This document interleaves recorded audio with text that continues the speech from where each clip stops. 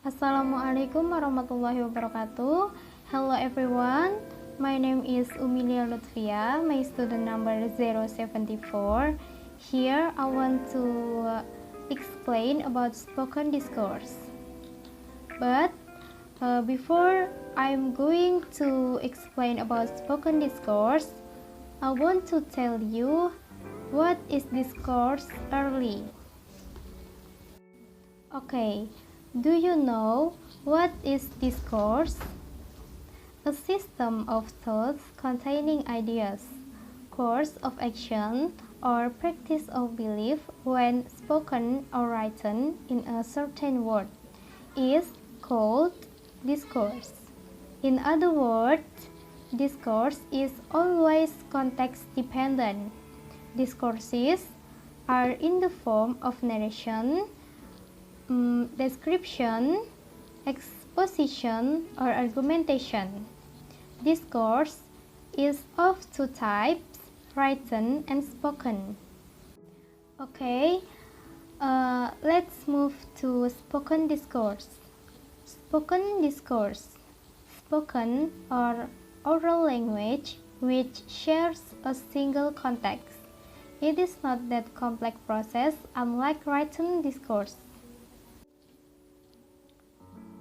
The next is characteristic of spoken discourse.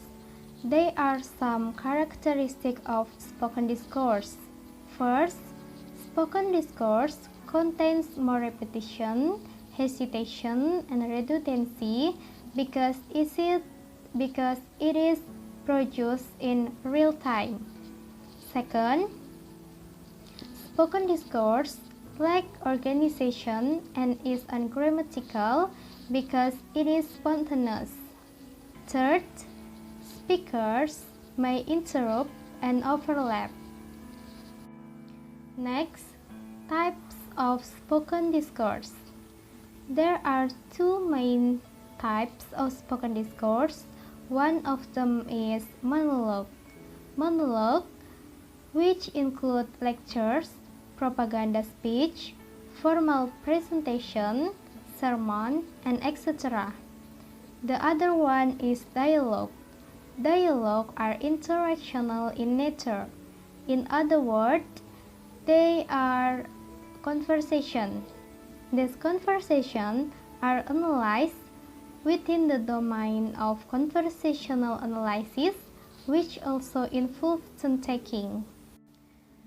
Next is turn-taking. Conversation is an enterprise in which one person speaks and another listener. Exchange of turn is signaled by such pragmatic means as intonation, pausing, or praising.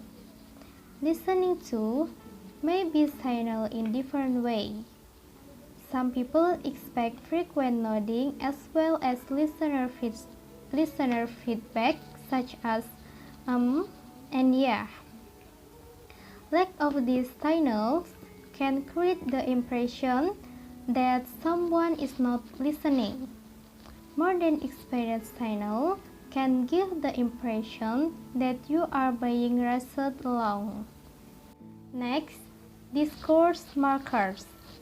Discourse markers is the term linguists give to the words like well, oh, but, and that break our speech up into parts and show the relation between parts.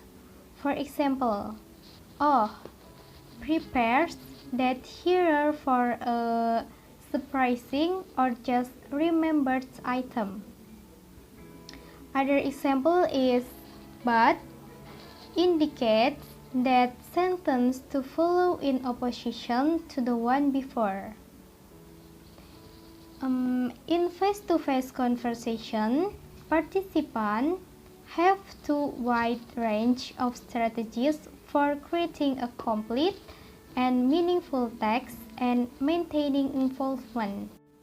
Okay, for the last is lexical density. Lexical density refers to the ratio of content words such as noun, verb, adjective, and adverb.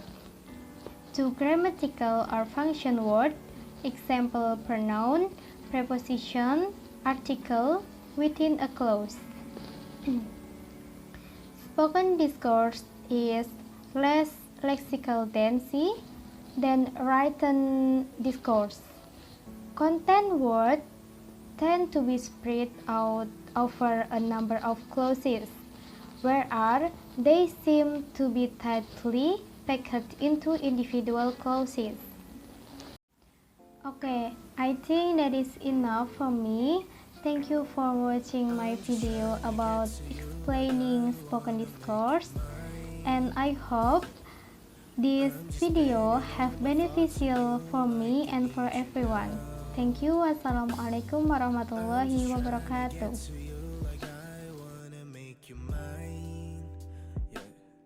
I'm just spending all my thoughts on you like I need you now.